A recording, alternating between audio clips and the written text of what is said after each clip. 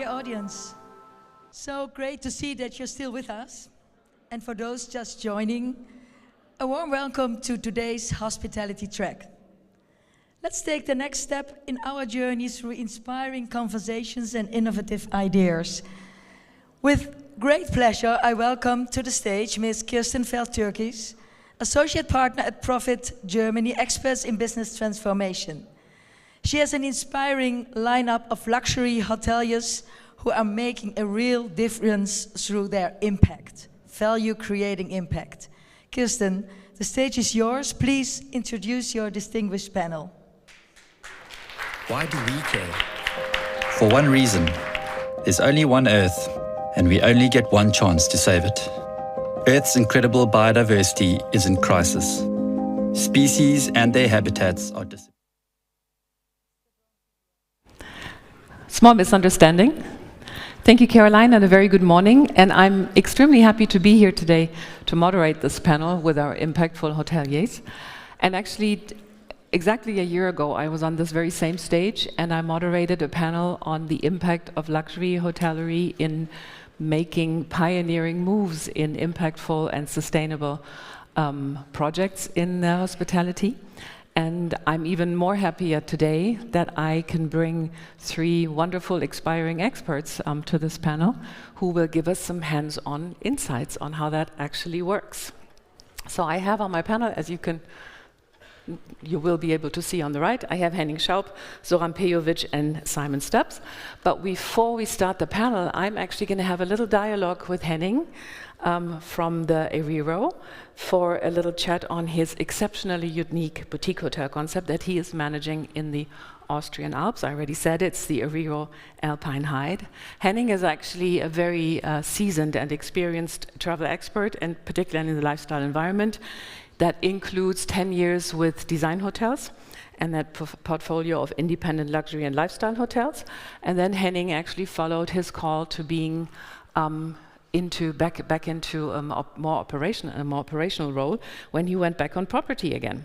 As such, he did open a number of much talked about boutique hotels, and all of those had a very strong focus on operational excellence and impactful experiences. And while the ventures of the locations of his ventures couldn't be any more different, they have one thing in common, and we'll hear more about this in just a second, is that they are connected in spirit and philosophy, and they are off the beaten track passion projects in remote locations of exceptional beauty. And Henning, if I could just ask you to the stage. You want to take a seat here? Yes, good to have you. What an intro. Thank you. You have a mic here.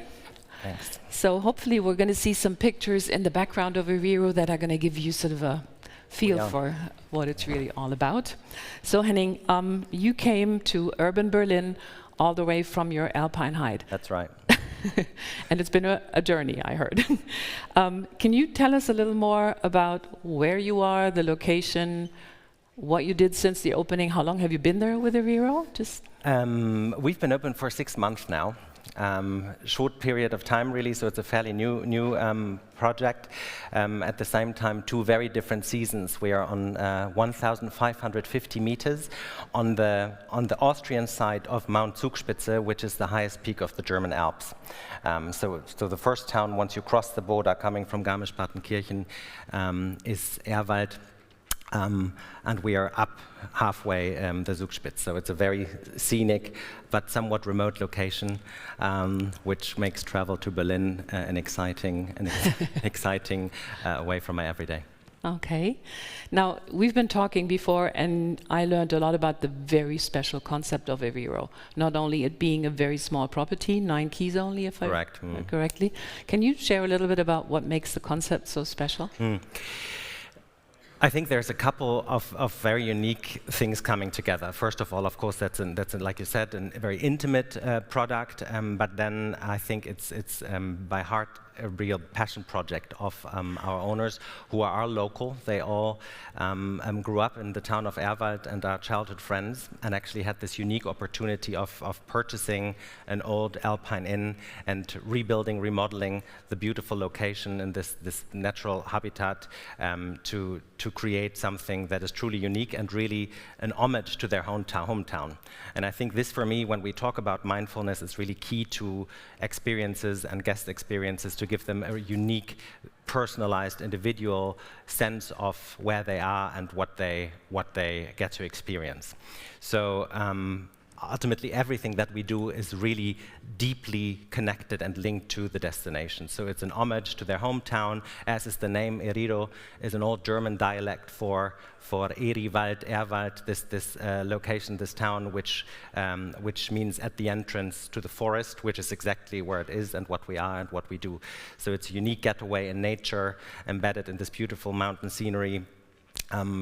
We use local materials, obviously, for the That's what I was going to ask. Yeah. Since our topic is impact today, Yeah. what would be sort of some key highlights of the impact of eriro? Yeah, there's several. Like, for instance, like in the construction of the Alpine Inn, really only working with local materials, local craftsmen, but then also translating this to the guest experience, for travelers to really have a mindful reflection on where they are and what this area of Tyrol is known for and has to offer. For instance, our guests get to enjoy carving workshops, like in creative pursuits. They get to do pottery and work as craftsmanship, and these local practices are so important to the area, and they get to learn about this and practice this.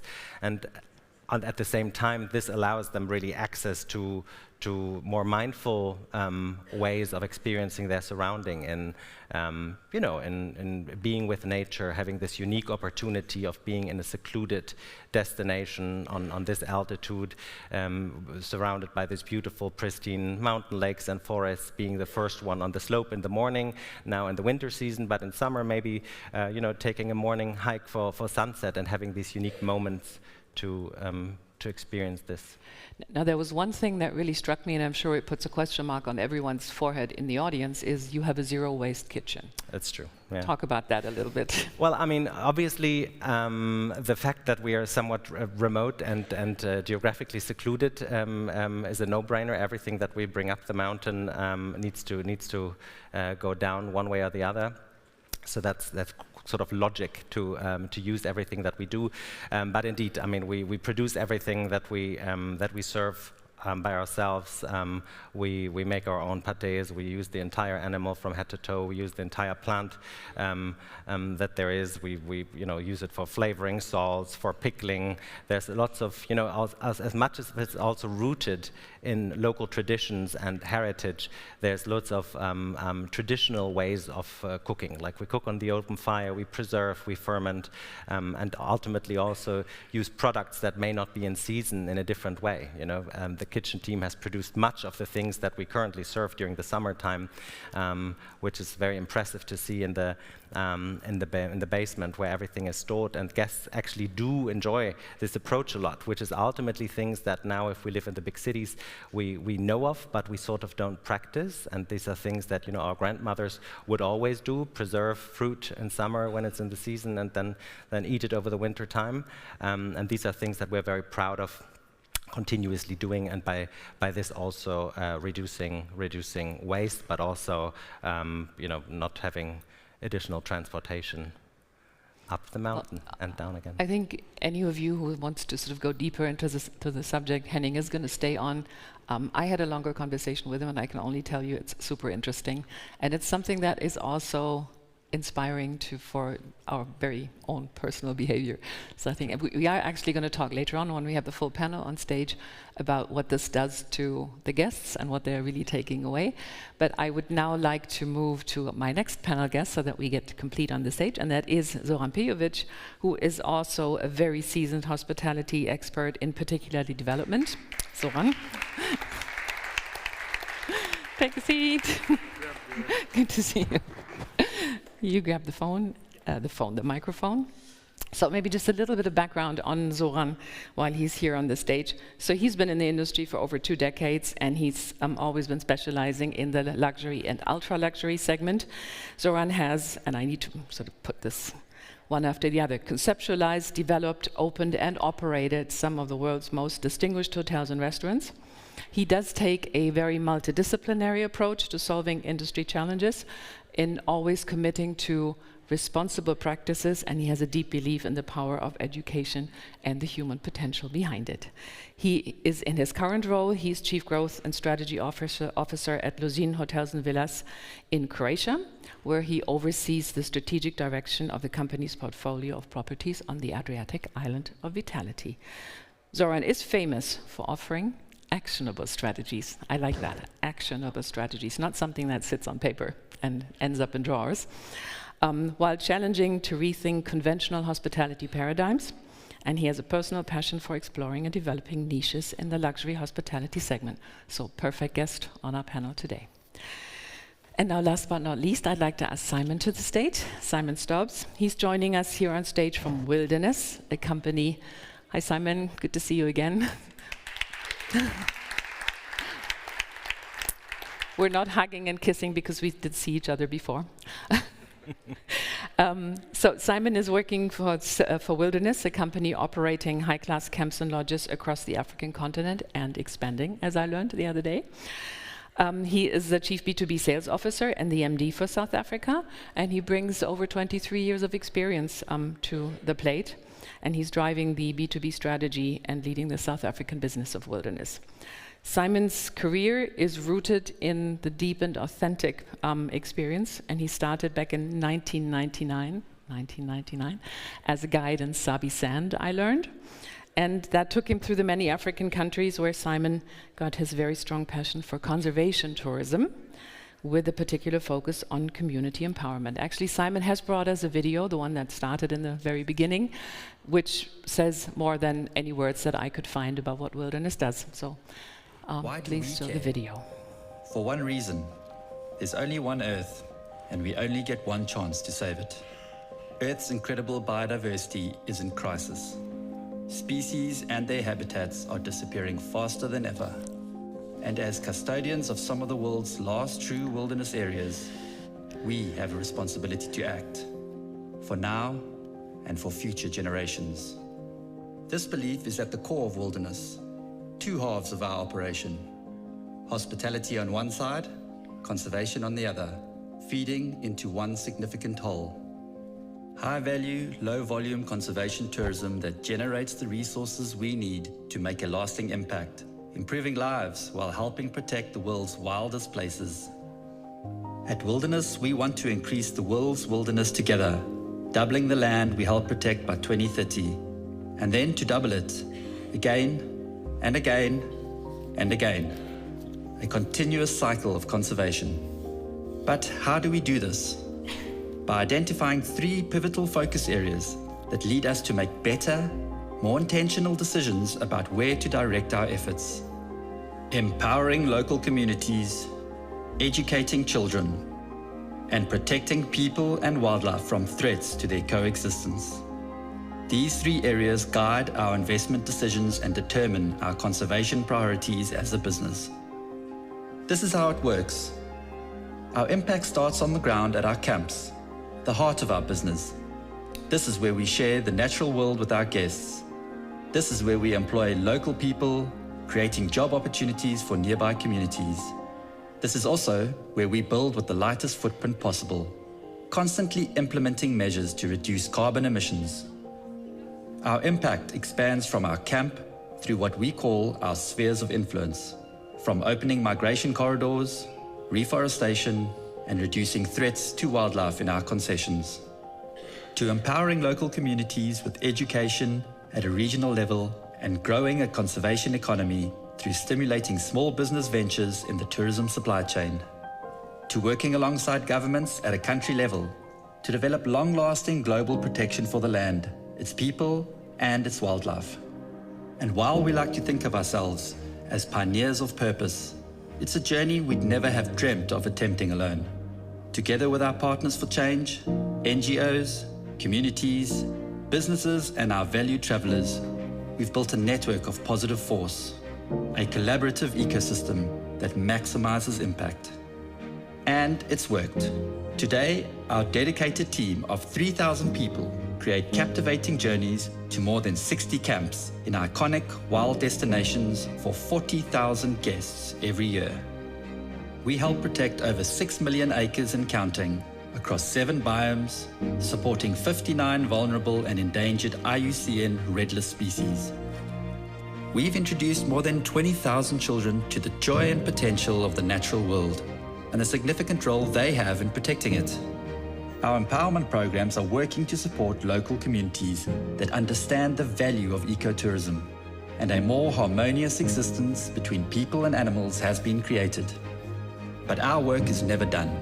We are constantly measuring our success and making adjustments. It's a little something we refer to as the theory of change. We articulate the problem, identify the root cause, and carry out activities that solve them. The success of which is defined by clear outcomes, making sure what we contribute to generates results and positive change. Because we, more than anyone, expect the best, holding ourselves to the highest standards. We're aspiring to be the benchmark for conservation tourism, changing people's viewpoints on how they travel and interact with the land they leave behind. We believe that the world's wilderness areas will save mankind. And because of that, we will always be committed to being pioneers of purpose.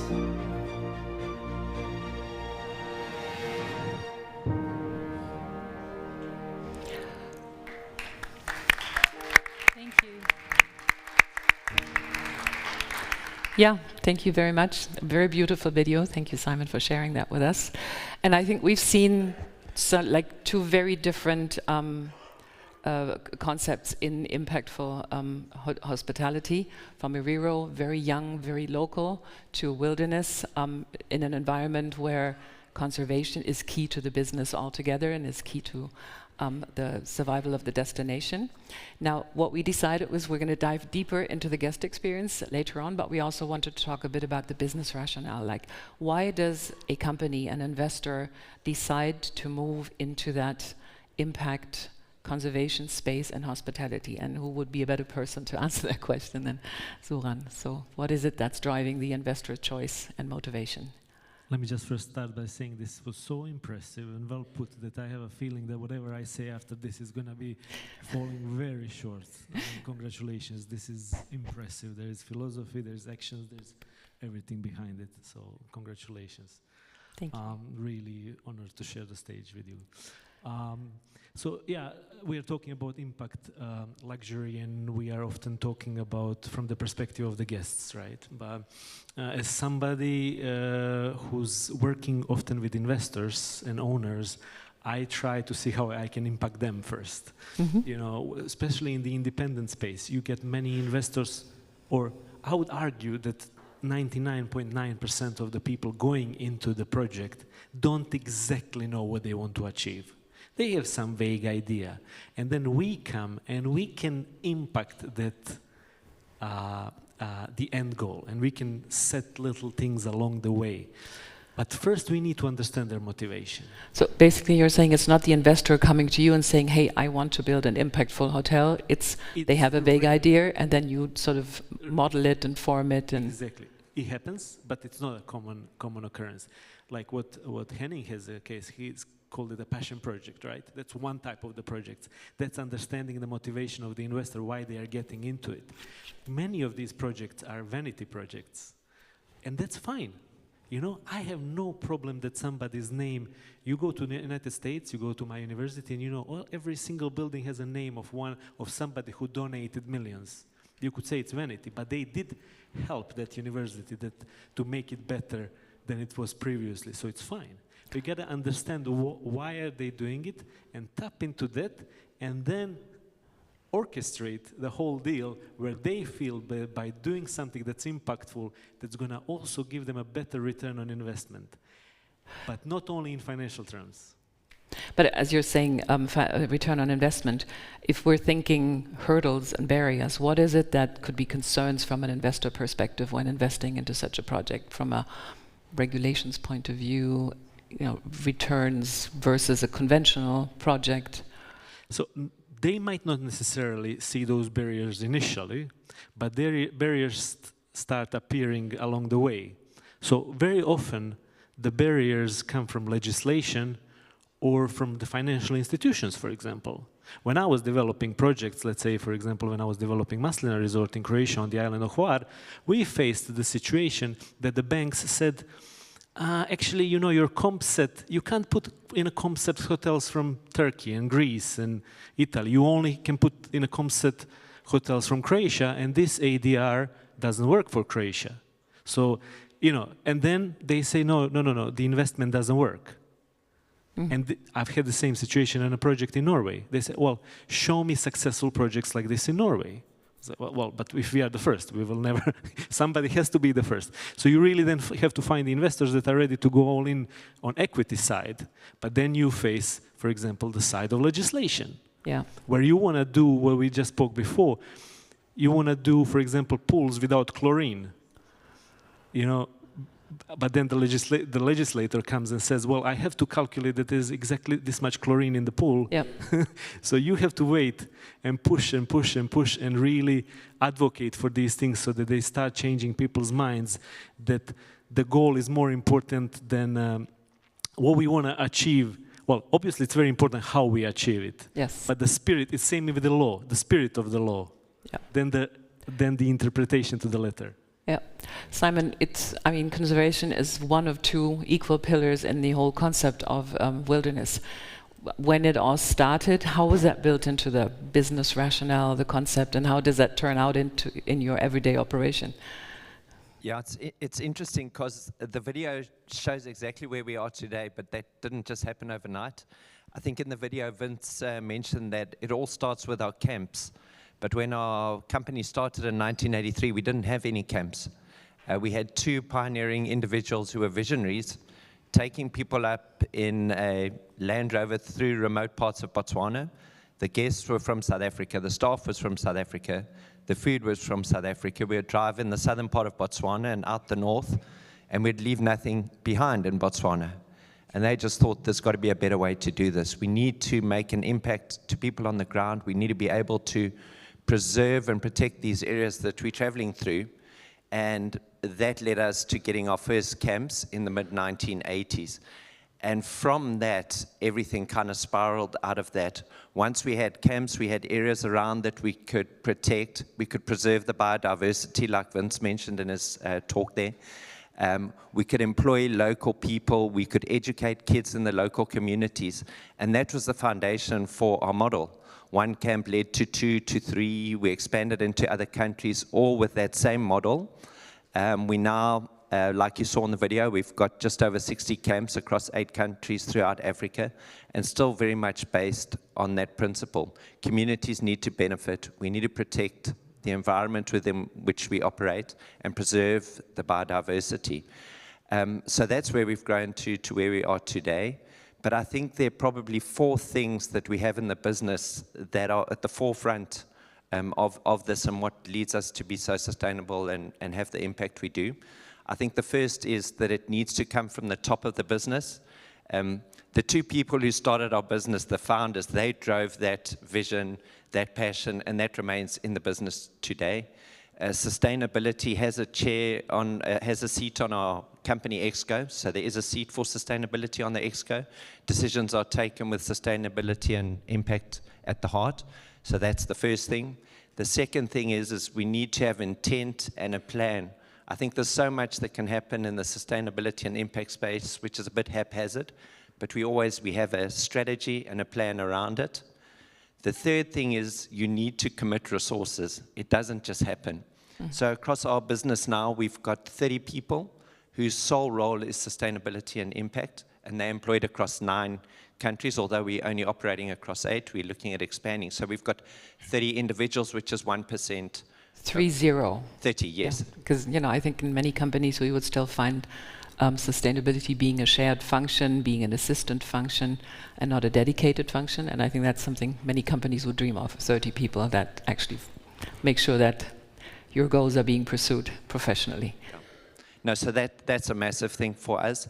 And then the last thing is we have to measure what we do. A, so we can hold ourselves accountable, and B, so that others can also hold us to account. Because I think in the tourism space, we all know it, there's a lot of greenwashing, people saying they're doing good and they're not necessarily. So we have to be accountable for what we say we do.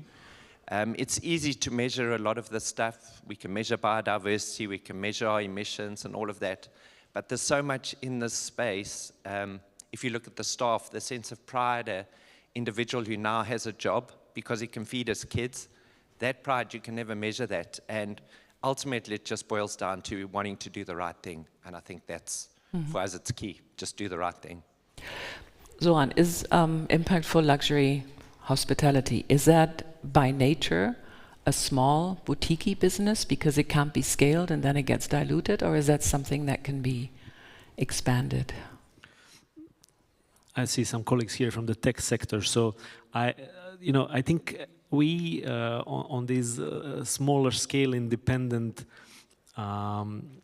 projects can serve as MVPs, minimum viable products that provide a blueprint for larger companies and then chains, almost like laboratories, or so that we see which elements work, which can be scaled. Not everything can be scaled, but when you think of Six Senses starting as one property, Soneva next to each other, then kind of moving to a global chain, then being incorporated in ISG, then moving into the cities, bringing it to kind of urban. I'm not here singing praises to them, but there are elements that they have managed to scale up and transform. Not everything, and you can see that.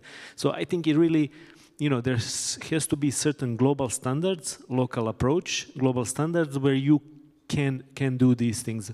But it generally starts. So very often when you see Alila was acquired by Hyatt, it's like they were all, they start and they get acquired by the big players. What I hope always is that they take the best, what they found in those teams, to spread across the rest of the companies. But our job is here, okay, you guys have 60 camps, but still relatively independent or very independent company. There's 9 keys. I work for a company now in Croatia that has a bit more keys. We have around, 1,250 keys. But we can test certain things, see if it works, and then bring it out to the world and say this is the new model. When you say see if it works, and maybe that brings us to the guest perspective here, who would be, and I'm asking Henning that, who is a typical guest for a concept like yours, if there is even a typical guest? What is it that makes it work for a guest? Feeding from what Zoran's been saying, I fully agree. It's a unique opportunity at a small project as such to learn from guests and also engage with guests on a completely different level than larger properties could do. Our entire guest journey is of a very laid-back nature. If you arrive by gondola, it takes time. We offer guests to arrive parts of the trip on foot, to have a really grounded feel, to be embedded in the environment, and it breaks down into so many things, how we reduce technology. There is Wi-Fi, but we will have a dialogue with the guest if they wish to be connected, and or if they have to be connected. And so ultimately, I think we see a lot of very well-traveled guests that are a little bit tired of the ordinary, that definitely have a longing to connect, to connect, well, with people, but also with nature. Like obviously our geolocation is a beautiful surrounding for guests to have easy access to going within, or also enjoying with family or your spouse time together. So I think that is really essential. People craving a real connection, something away from the everyday, to remove yourself from. Ultimately, I have guests telling me when we pre-call with them, say, we are coming to you because you don't offer TVs. We don't want to hear the news. We want to be with ourselves and away from it all. So I think that is the main red thread, that guests who are really craving something very individualized, personalized, that wish to be with nature and with themselves. Perfect. And Simon, do you think, or do you know that the guests that are coming to Wilderness are actually making a conscious choice because they know about your concept and they consciously choose that for their holiday? I would love to say it was, because it would make my job a lot easier. But I think, yes, the market is becoming more aware of this, but certainly for the first-time traveler to our camps, I don't think it's a major thing in the decision-making process at the point of sale. But once people come to our camps, we get to share what we do with them, they really understand. So definitely for the second-time travelers, but we just want people when they go home to think differently about their environment, about how they use things, about what they're seeing in the environment, biodiversity, and very importantly, what they should be seeing and aren't seeing in the environment. So it's not a big thing at the point of sale, but once people come, then we certainly believe we make a difference. And would you say that it's driving loyalty? Is once they've seen it and they've learned it, they're coming back because of that? Whether that's the key driver, I think it's an important thing. We have a very strong repeat and referral part of our business. But yes, it is an important part of that, yeah. And maybe, you know, a question to all of you. Is that sort of a mission that you have? And, you know, it's a short-term experience. Clients come to your hotels, to your resorts, they experience something, they get a chance to, you know, have first-hand information, and they could be taking something home that's going to change their lives. Is that something that you would want them to do? Is that something that is sort of a mission? Is that something that you are, I don't want to say triggering, but is that something you are planning? Whoever wants to go first. I like how honest you are about all of these things. This is fantastic. Yeah, there is a disconnect between what people say they want and what they actually at the end choose, right? So I think maybe our job can be a little bit to bridge that gap, you know, to help them cross to the other side. Because it is nice to talk about all of these things, but when it comes to the moment of choice, they still go for the more convenient and comfortable choice. So in these cases, maybe we can help them do that. But I just, again, want to just not talk only about the guests. We have so much stuff. I've seen largest changes, and this is what you said about the team being so proud of what they do. We are sometimes talking about thousands of people whose lives we impact on a much longer scale than a 3-day or a week stay or 2-week stay. Yes, you know, at Losinj Hotels and Villas, we have, I don't know, in a summer, 1,000 people. You know, that's 1,000 families that we can affect, that can start changing the way they think. When we introduced first time at one of my previous projects, the idea of no single-use plastic. And then when after a few months they came back and said that at home they're trying to, you know, fight with their parents to stop buying certain things, I was like, okay, we are doing something here. You know, because the word is kind of spreading. You know, you will find yourself a little bit of a preacher, where you're actually finding, you know, your tribe and building on it, and then it becomes all honest, because then they are the ones talking to the guests about it, not just us putting down this mission, vision statements, and everything. You know, I love all of those things, and I think they're important. But when it comes ground up, that's when the real difference happens. But then that also means that your staff is very involved in this. I mean, we had that conversation that actually the people on property are ambassadors of the concepts, and they're so much closer to the guests probably than any of you. Well, you're not here. You're always in touch with your guests. But that's where maybe the impact is even bigger, because it's a people-to-people commitment. Definitely from our side. We get so many of our guests, you know, in the booking process, they'll say they want a cultural experience when they're in camp. And the best cultural experience you can ever have is to just sit opposite a waiter at dinner, chat about their life, tell them about your life. And it's just informal dialogue between cultures, people around the world, and our staff are massively involved in all of that, yeah. Now, yeah. Yeah, I'd like to go back to your question. If you ask if we triggered this to our guests, I would say 100% yes. Not in a dogmatic educational way, but indeed inviting them to maybe question some habits and you know, understand that Tyrol doesn't grow citrus fruit, so maybe I don't need to drink orange juice for breakfast, but maybe something more local, what is in season and what grows there. And I think there are so many touch points that we have and that we discuss with guests, that guests can take something away that they can implement at home. And even if they don't, as said, it's an option. But it's an option, and like to raise consciousness about it, I think is definitely something that in a concept of what we are in our niche of business is extremely crucial. And that's also what makes travel so beautiful, that you get to take something home and learn from something that you may or may not implement, that may or may not suit your everyday needs and requirements, but have something that hopefully impacts you and stays with you. Perfect. I think we could go on for much longer now. And I think this has been a very insightful conversation. We're actually at time. But I think, one thing that I'd sort of convey to the audience is, while we're hearing that the commitment towards, everyone says impact and sustainability are relevant, but acting on it is actually on a decrease currently. People are moving to other things that are more important.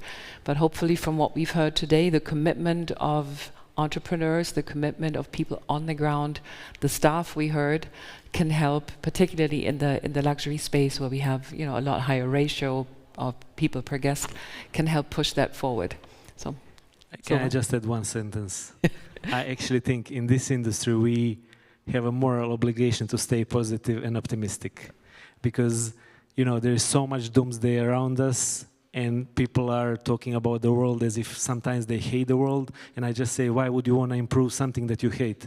First, you have to love the world, and then you can improve it. And I think with these small cases, we can show to the world that it can be done and look in an optimistic way towards the future. Final last words. Thank you very much. So.